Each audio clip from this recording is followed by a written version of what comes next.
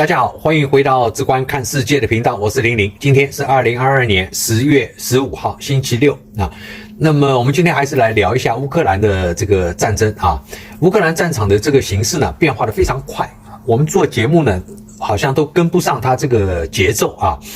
那么在我们看来呢，俄罗斯的这个核攻击的这个警报呢，基本上已经解除了啊。那么停战的希望呢，也已经出现。现在呢，是应该考虑这个双方谈判的这个条件了。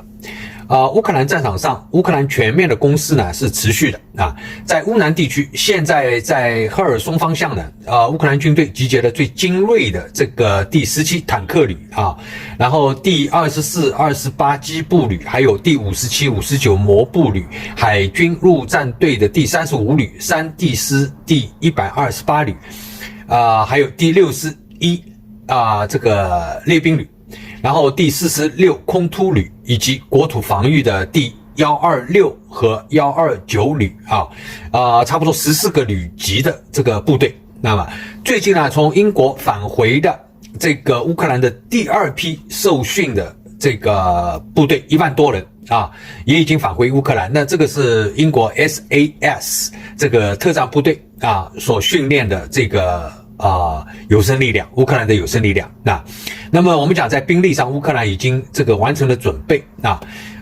同时在乌克兰方面这个战斗力爆表的这个同时呢，俄罗斯无论它在兵员还是武器装备上都是不断的被消耗。它补充的这个30万后备兵役，战斗力那个是不必讲了就是老弱病残而且都完全的没有这个战争的战斗的一个经验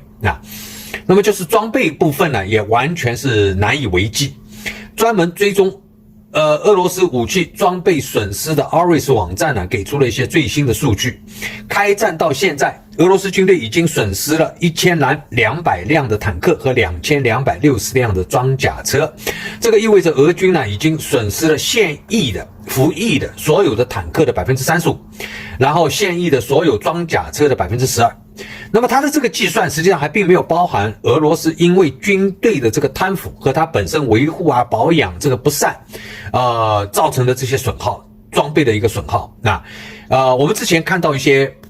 这个报道，就是俄罗斯的这个后备的坦克车拿出来，就是不是少这个部件就是少那个部件的，对吧？因为都是被拿着偷着去卖了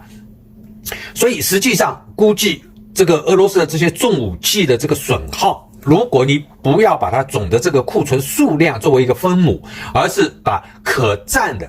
可以作战的这样的一些重武器把它作为一个分母来算的话呢，它这个损耗基本上都已经达到了差不多 50%。如果考虑你俄罗斯它在其他地区包括远东等等，它这个军队的这个部署需要的武器装备以及他自己必须要保留相当的一个实力在那边来应付可能的北约的这样的一个进攻，那么俄罗斯它能够继续投入乌克兰战场的这个武器装备就已经十分的有限了俄罗斯甚至重新启动了它的这个 T-62 古董坦克报道是俄罗斯第103装甲修理厂接到了一份来自俄国国防部的一个大合同负责起风和修缮800辆的 T-62 坦克这家修理厂已经开启3班倒的这个高强度生产来完成这个大的订单那么 T-62 坦克呢，实际上非常的古老早在上世纪60年代它就已经服役了那么俄罗斯军队之所以要去起风然后翻新这种古董坦克而不是去再加紧的生产新型坦克那么当然它也有可能去这个两个部分是可能是同时执行的但显然新型的坦克它加紧生产是不复使用的那么那个主要原因就是俄罗斯目前它没有每年生产数百套坦克电子装备的技术能力它真正制造坦克的这个能力呢，基本上一年大概也就是500辆那么如果加上它许多这个新型坦克所需要的一个电子装备的话，它就更加的匮乏那这个包括了什么？最现代的热成像装备和通信系统所以它现在只能启动大量的这个 T-62 老式简化的坦克。实际上你说它最先进的这个 T-90 等等这些坦克，在乌克兰也被这样的开盖打掉。那你再搞这个 T-62 来的话，实际上对整个战场的这个帮助是不大的那么在乌克兰方面，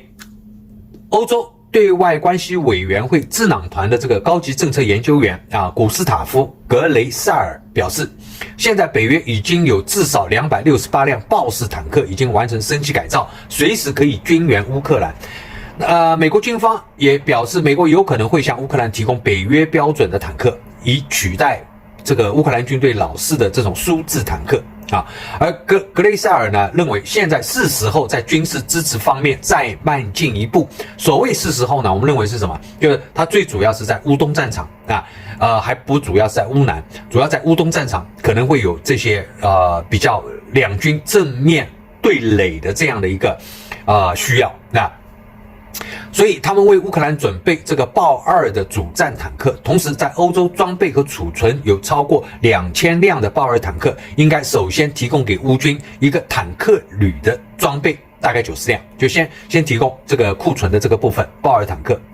或者援助储备数量更多的豹1坦克那么德国一共生产了超过4000辆的豹1和豹2坦克，其中很大部分现在都是处于封存的状态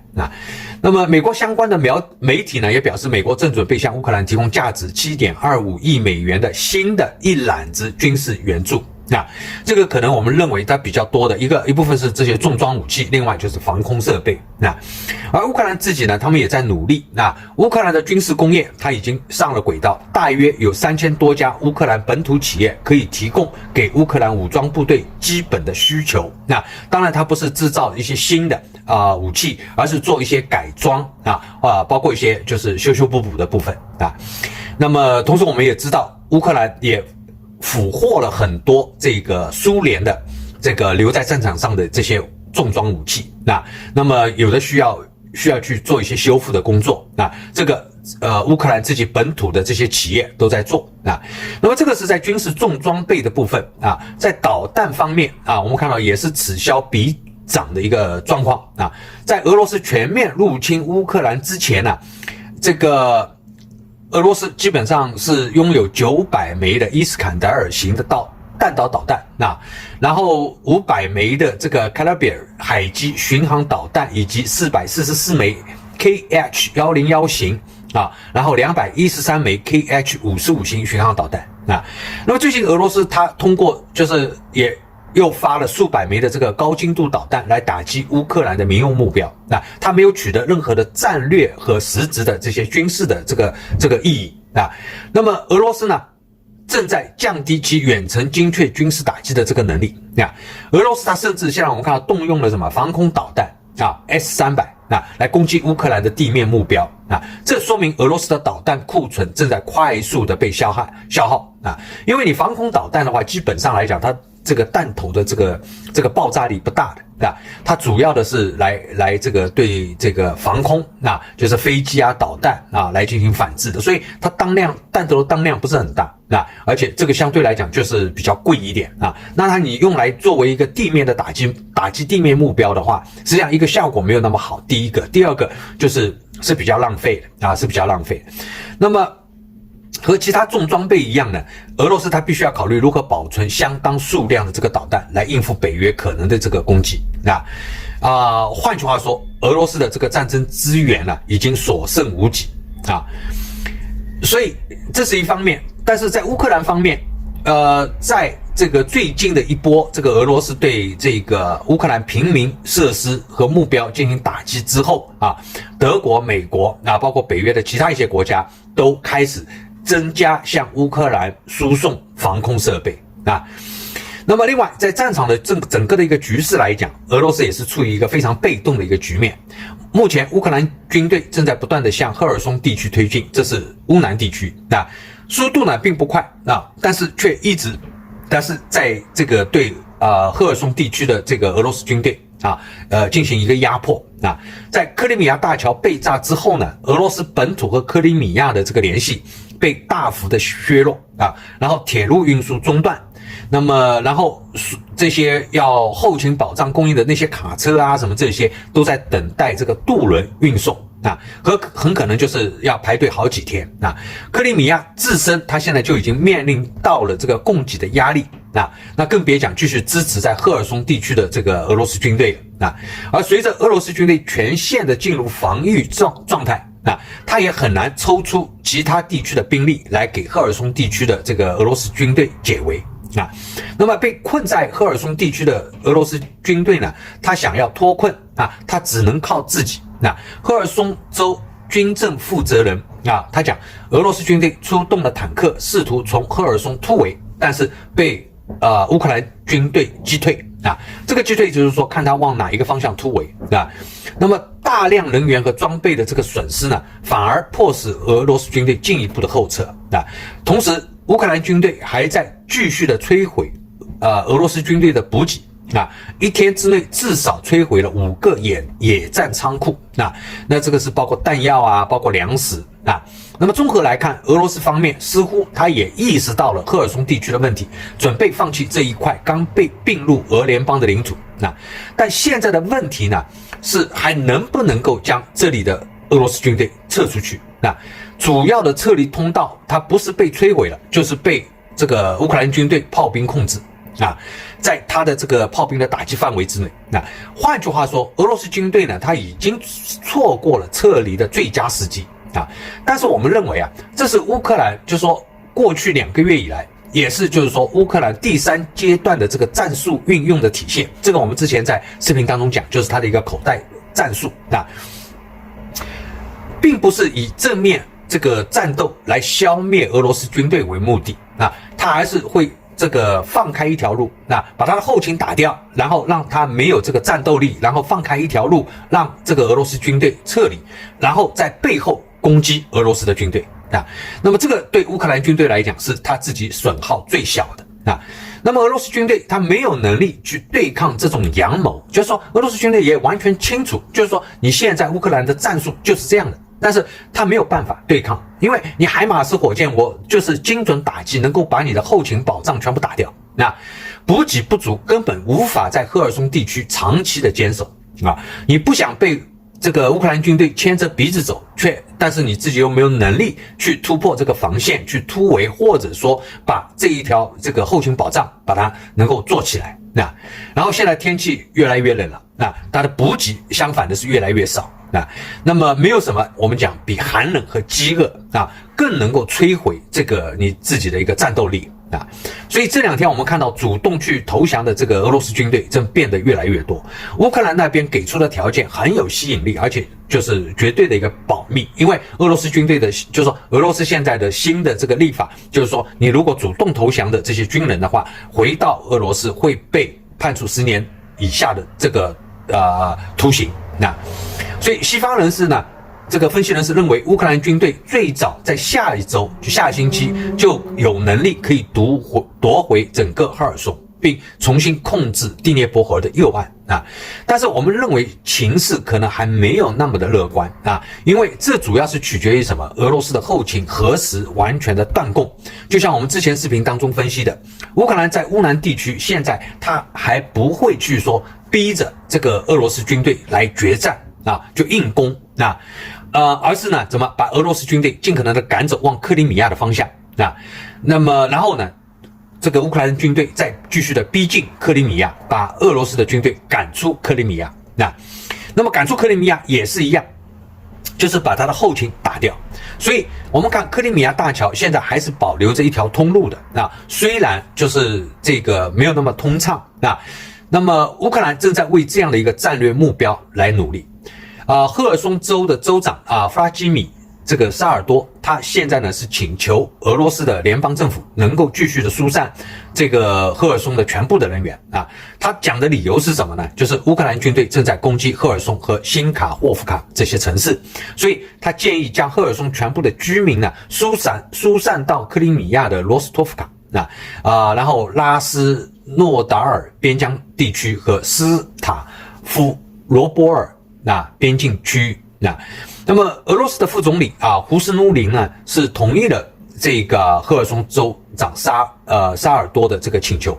然后表示所有疏散到俄联邦地区的这个赫尔松居民都能够获得免费的食宿供应不过或许是出于稳定人心的考虑，也有消息讲莫斯科不会转移科尔松州的居民因为他这个不仅仅面临着实际上的一个巨大的一个困难，毕竟有20多万、30多万的这个居民在那边。那么包括赫尔松地区隐藏着数量重大的这个乌克兰情报人员和破坏小组，等于你是把这些人一起混进去了。而且呢，这个在政治上也意味着俄罗斯军队它没有能力保护刚刚被并入俄罗斯联邦的赫尔松地区这个在政治上比较难堪的一件事情。同时呢，我们也认为，就是说他这样的一个举动，就撤离平民也可能呢是俄罗斯他自己的一个计谋，目的是什么？以撤离平民为名来要求开辟出一个这个人道的通道。使得他的军队能够比较安全的不那么狼狈的撤离，就混在平民当中撤离。当然我们认为乌克兰他实际上也不会太在意这一点乌克兰并不需要说我为了要夺回被占领的土地而和俄罗斯的军队来硬拼增加伤亡，所以你走了就好，那我就是夺回我被占领的土地，这个是目标。那么在另外一个主要的战场就是乌东战场乌克兰它所聚焦的主要的目标是顿涅茨克和卢甘斯克公路这个，如果乌克兰军队占领了这个顿涅茨克之后，它就能够把乌东一分为二，北面就上面卢甘斯克和下面南部的这些城市把它隔离开来。目前乌克兰军队呢正在向卢甘斯克北部的斯瓦托夫推进，然后现在已经控制并解放了这个距离这个斯瓦托夫10公里的科瓦利夫卡那么另外一支这个乌克兰的军队已经到达了 P66 公路，并解放了这个卡塔比夫卡村而俄罗斯乌东战场的指挥官呢，现在是下令俄罗斯的军队停止战斗那么一般的判断是因为说认为可能是战斗力太低下了士气涣散需要进行整顿但我们认为还有可能呢，他就是为了这个配合普丁的这个谈判的要求现在毕竟来讲，战争持续一天多进行一天这个战争在进行，那就是俄罗斯会损失更多的一个士兵和武器我们之前的视频分析，普丁实际上错失了2次的停战的机会现在普丁应该不会再有什么下台阶了他等不到了也不可能在战场上去创造出这样的一个机会他应该所做的就是无条件的宣布停战来止损也不能再拖了再拖就可能会打到这个俄罗斯的境内了。10月14号在哈萨克斯坦首都阿斯塔纳举行的俄罗斯中亚国家峰会上呢，俄罗斯总统普丁谈到了乌克兰的问题和西方关系等这些关键的议题普丁表示呢，俄罗斯并不想摧毁整个乌克兰你现在实际上也没有这个能力那目前没有必要对乌克兰进行进一步的大规模的打击，所以这是一个讯号大规模的打击，它前面就是指的是前1个礼拜的这个导弹攻击那你没有这个大规模的打击的话，那换句话说，这个核子武器的这个部分也基本上就不太会去考虑了然后这个普丁也表示，对乌克兰的空袭将在下周1结束那么近期呢，俄罗斯我们看到有多位重量级的人士都在暗示说可以与乌克兰进行谈判那么综合上个礼拜一直以来的这个俄罗斯的这些表态很明显的一个现象是，俄罗斯在克里米亚大桥被炸了之后呢普丁已经黔驴技穷对乌克兰的空袭轰炸也将很快的结束。这说明的是什么？就是俄罗斯在战场不利的情况下他有一点开始要想通过谈判来稳固现有的获利。所谓现有的获利是什么？就是那个4个州甚至体面的来结束战争但我们认为这个基本上比较难实现普丁现在所面临的是几个困境第一，我们看到普丁近期向欧洲释放善意，表示可以恢复北溪管道的这个供气他是遭到了这个德法的这个拒绝这表明的是什么？普丁他之前所可以有依赖的这个能源供应这样的一个武器他这个手段已经失效了甚至于说他现在提出的这个时间点是在欧洲很快要进入冬季的情况之下但是还是被德国和法国拒绝第二，在俄罗斯方面释出意愿说我在 G20 峰会上要安排普丁和拜登的这样的一个会谈他也是这个拜登在被问到的时候，他也是表示说我不知道要和他谈什么那么第三，就在普丁签署乌东4个州纳入俄罗斯领土的这样的一个法案的时候呢，泽连斯基应该是在同一天，他就签署了另一个法案。这个法案是乌克兰的国会他是定下了立的法，就是说乌克兰绝不和普丁谈判。换句话说，我只和新的总统谈判。那只要你普丁还是这个俄罗斯的总统，那我就不和你进行谈判所以把这一条路在乌克兰方面也封住了。同时也封住了什么？德法可能试图游说乌克兰的这样的一个嘴把它封住第四，乌克兰的进攻势头、军事行动非常的顺利所以也没有理由在这个时间点来和俄罗斯进行谈判或者就是因为谈判来暂停这个军事行动，给俄罗斯有喘息的机会，进行一个它的一个整补那么在俄罗斯方面呢，现在我们讲唯一还可以依仗的就是他手上的核武器但是这一张最后的牌对于普丁来讲，他只能是拿在手上的，拿在手上他才有效果，才有可能会起到一些作用他是不能够真的打出来的。一旦打出来它固然会造成乌克兰的一个伤害，但俄罗斯它实际上也就是把北约加入战争的所有的门槛都拆除了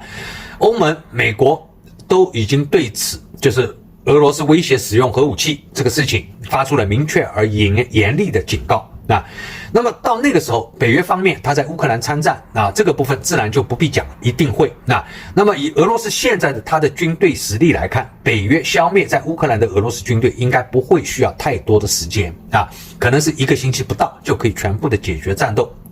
那么同时俄罗斯的领土它也已经不再是禁区了之前不管是欧盟也好，甚至于美国也好，都要求乌克兰不要去把炮火战火延伸到这个俄罗斯的领土那么如果你普丁一旦这个使用了核武器了那么这个禁忌就不会再有了。乌克兰和北约的军队攻入俄罗斯是大概率的事件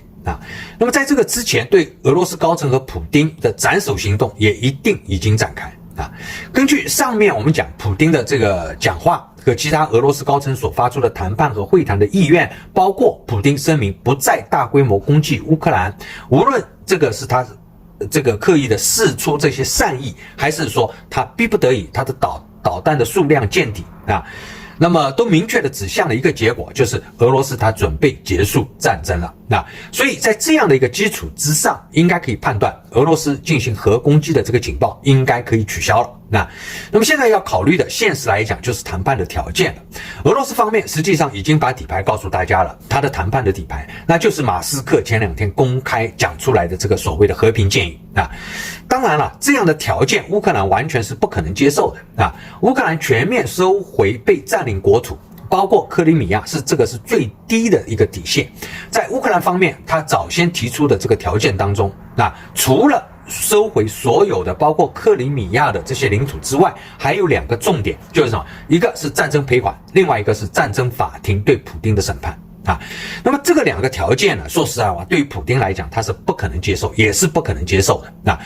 那个2个条件都是一定会等于是迫使他下台，甚至是危及他的生命的另外一个难解的问题就是乌克兰方面上面讲过了，在法律层面已经确定了，我不和普丁谈判只和俄罗斯新的总统谈判那么基于这么多交织在一起的这样的一个困局，我们认为要达成停战并达成任何谈判协议的困难度是非常高的我们大概呢有这样几个设想一种可能就是俄罗斯他自己主动的停战，军队全部退出乌克兰，开放谈判或者他不进行谈判，然后一直拖延但是军队肯定要撤出乌克兰的领土包括克里米亚那么乌克兰方面呢，他还不至于说我今天你俄罗斯军队已经全部撤出去了撤出去这个乌克兰领土了我继续进攻俄罗斯的本土这样的可能性还是比较小的那么这样俄乌战争也就结束了但彼此的这个矛盾呢，它没有解决的这一些，就比如说乌克兰方面还要提出的一些要求等等就悬挂在那里那么或者就是说俄罗斯军队它不是主动退出，而是被打出乌克兰领土那在俄罗斯方面，在他们的一个法律层面呢，就反而他说乌克兰你占领了俄罗斯的领土，就最近吞并了乌克兰的4个州和克里米亚但乌克兰方面呢，这个也只会暂时的就把战火就是停在了俄罗斯和乌克兰的边境，他不会去越境打到这个俄罗斯的领土啊，这是一种情况，一种可能的情况。那么另一个可能就是俄罗斯军队退出所有的乌克兰领土，克里米亚和其他的4个州归还乌克兰，但保持这